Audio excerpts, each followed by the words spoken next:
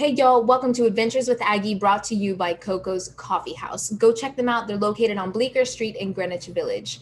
Today we have Chris Bocklet of the PLL joining us. He's going to tell us all about the sport of lacrosse, the impact that it's had on his life, and how he hopes to make a difference through the sport of lacrosse. So please welcome Chris. Chris, how are you doing today? I'm doing fantastic. Happy to be here. Thanks for having me. Awesome. Thanks so much for coming on. I'm excited to learn more about you. First, can we just kind of start with your background? Can you tell me who you are and what you do? Absolutely. So my name's Chris Bocklet. I am a lacrosse player and coach.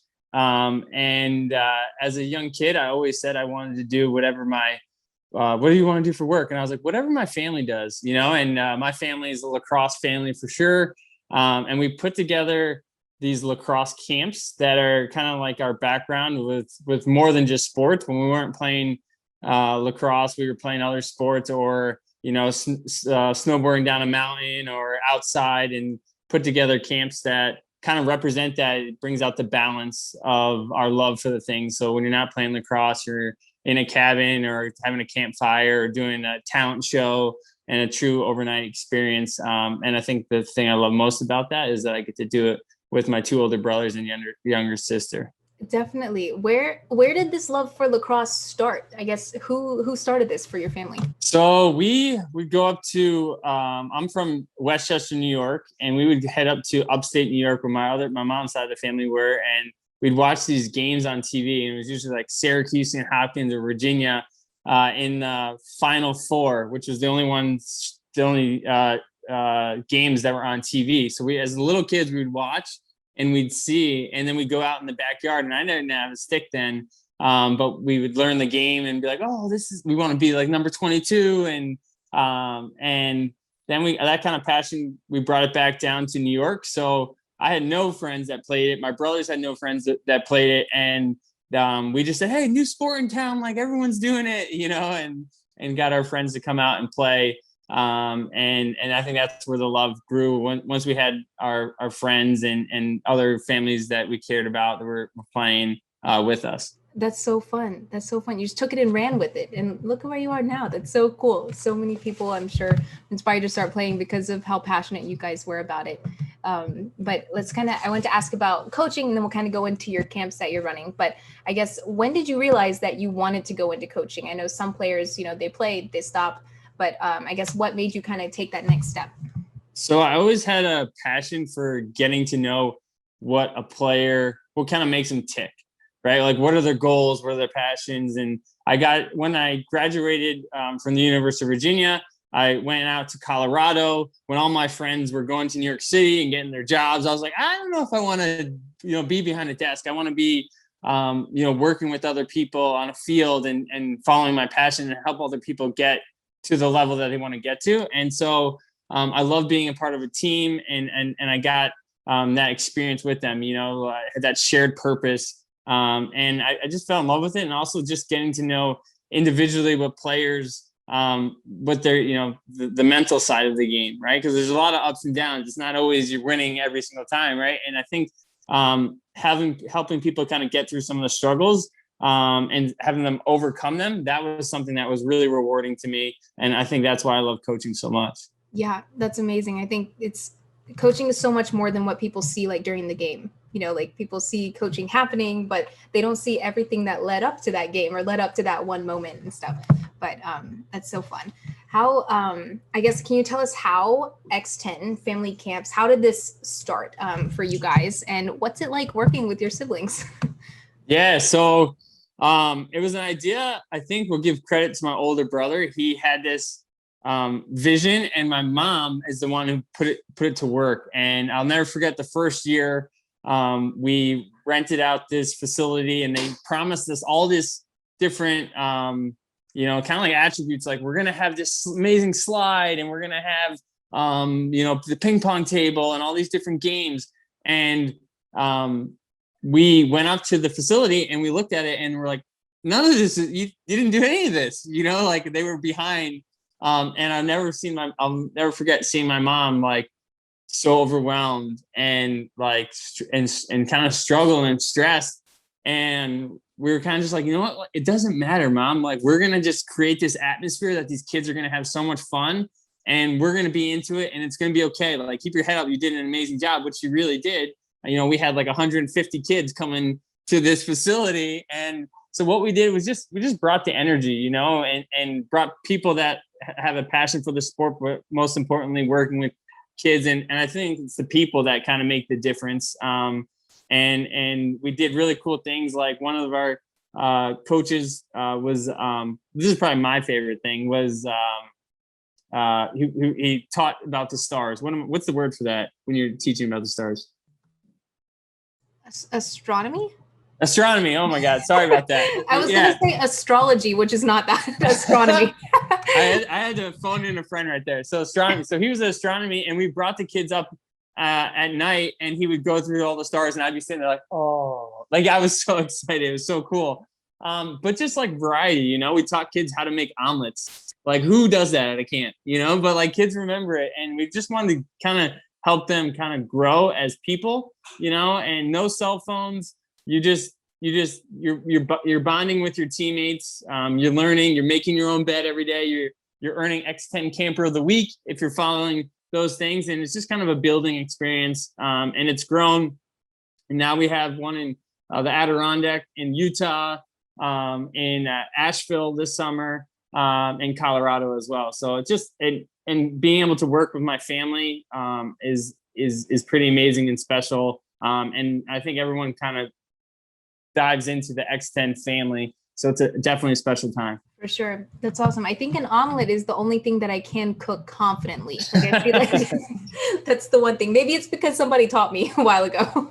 Maybe we need to hire you for X10. We need to bring back that. Actually, we had to stop the omelets because then in Colorado, like, we actually had a bear come on the campus. Gosh. Yes. Yeah. It was, we all were watching. It was kind of pretty amazing.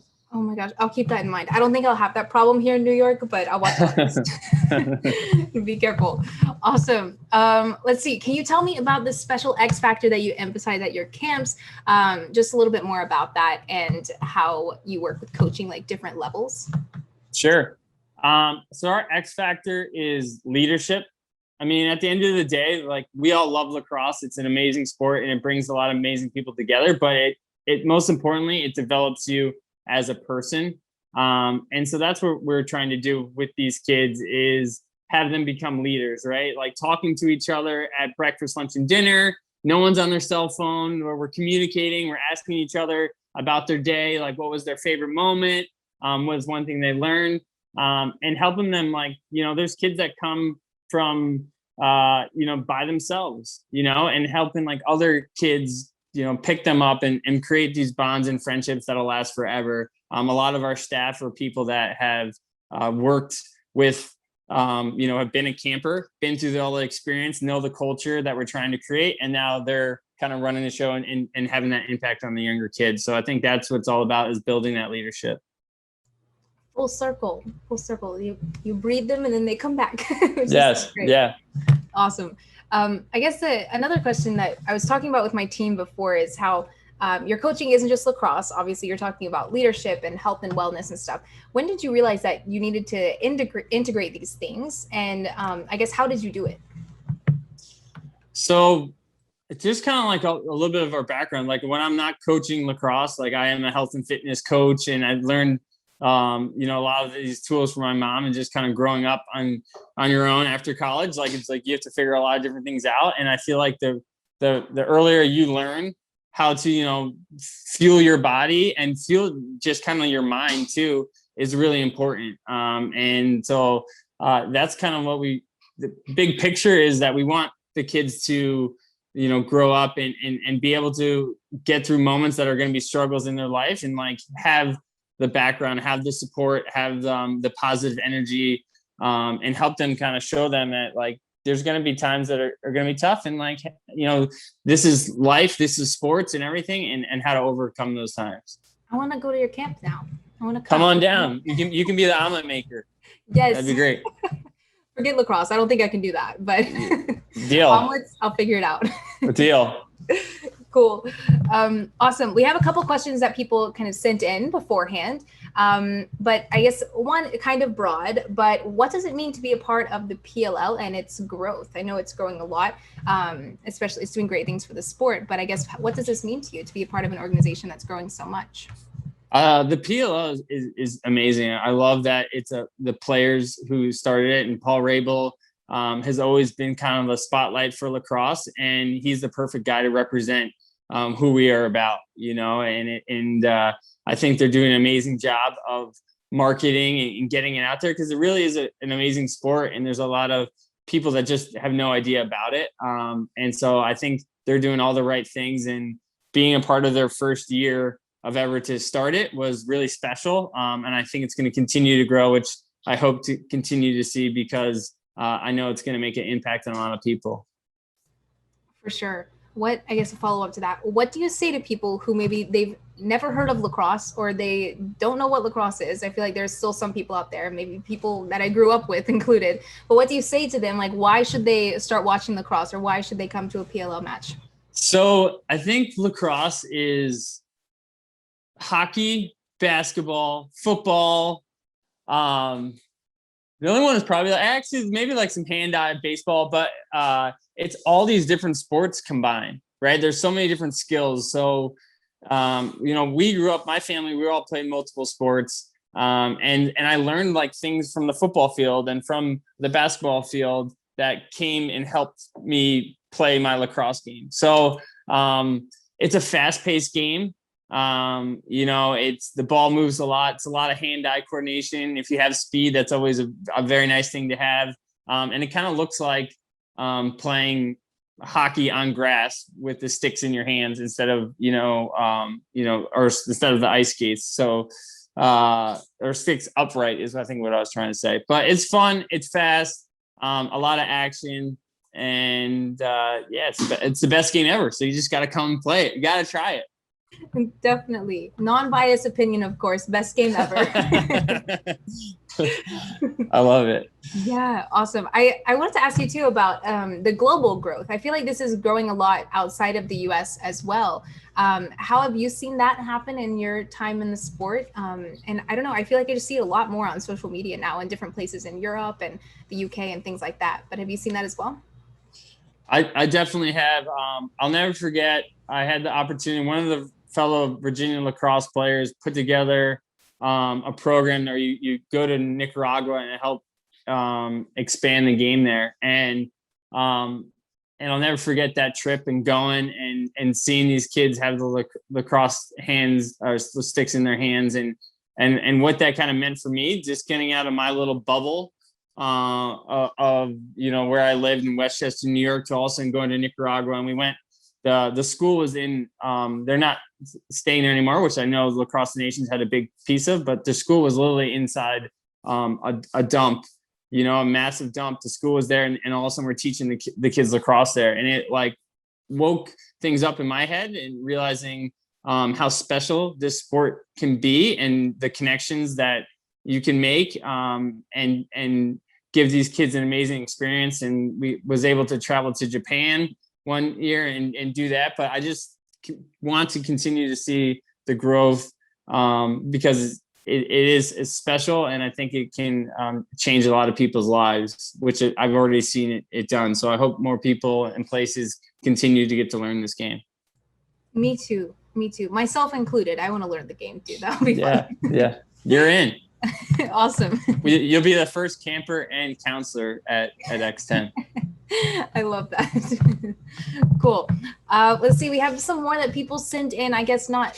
Well, some lacrosse related, some just to get to know you a little bit better, if that's okay. First one, can you name one of your favorite playing memories, like on the field? Yes. So I actually, I was the younger brother of two older brothers, that I was the kid on the sideline who was like the water boy and watched them play. And they always got to play together. They ended up going to college and playing together. And then in the professional league, I had a chance where I got to play with my older brother, Matt. We won a national championship together. And there's a video of it. And after it went down, we the time ran out, we went in the middle of the field and like gave each other a big hug because we accomplished something together. And that was a really special moment. My other brother probably watched that, and he was retired, and he was at home watching it, and he decided to play again. And we're like, you come on, you were always the best one, like come out and play. And he tried out for the team and ended up making it. And that is not heard of, by the way. It's not like that's a real thing. And not only did he end up making it, he ended up being an all-star, an incredible player, and I got the chance to play with him too. So that was easily the biggest moment, is being able to play with my two older brothers and my younger sister, Casey, who's the best of all of us. She got to play at Virginia, the school that I went to, and I got to watch her tear it up there, which was really special as well. Just can't stay away from it. Can't stay away. Had to come back. I love that. Awesome. Let's see. Next one, a couple get to know you questions. Do you have a favorite quote or motto? So I wear this on my neck, and it says, I don't know if you can see it, but it says, some people thinks it's B+, but I'm like, yeah, that's my grade, but it's B positive.